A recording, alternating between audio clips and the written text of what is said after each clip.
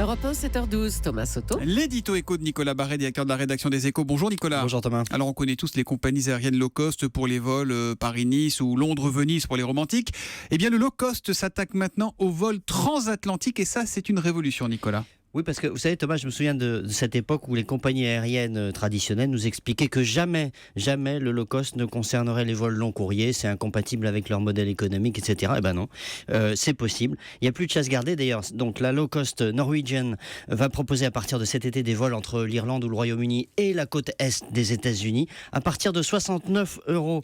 L'aller simple, c'est à peine plus cher que le taxi pour aller à l'aéroport, vous voyez, avant de faire la même chose d'ailleurs depuis Paris ou d'autres capitales européennes. Et Norwegian est la seule sur ce créneau ou pas ? Non, les offres se multiplient. Vous avez une nouvelle compagnie qui appartient au groupe qui contrôle British Airways et Iberia qui a lancé vendredi une low cost qui desservira également Los Angeles depuis l'Espagne, depuis Barcelone, avec des vols à 99 €. Tous les billets sont partis comme ça, comme des petits pains. Est-ce qu'il n'y a pas une forme de concurrence déloyale par rapport aux compagnies traditionnelles quand même ? Alors, le service n'est pas identique. On sait qu'on paye en plus pour les bagages, les repas, la vidéo, etc.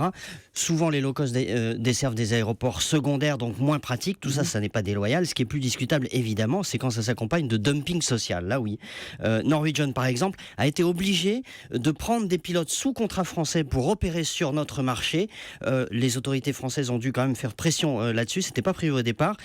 Déloyal ou pas, le fait est que le défi est énorme pour les compagnies traditionnelles comme Air France. Défi énorme car le long courrier est encore leur principale source de profit.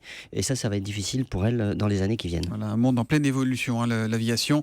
Et Air France est en train de lancer sa low cost. Tout à fait. Merci également. beaucoup Nicolas Barret.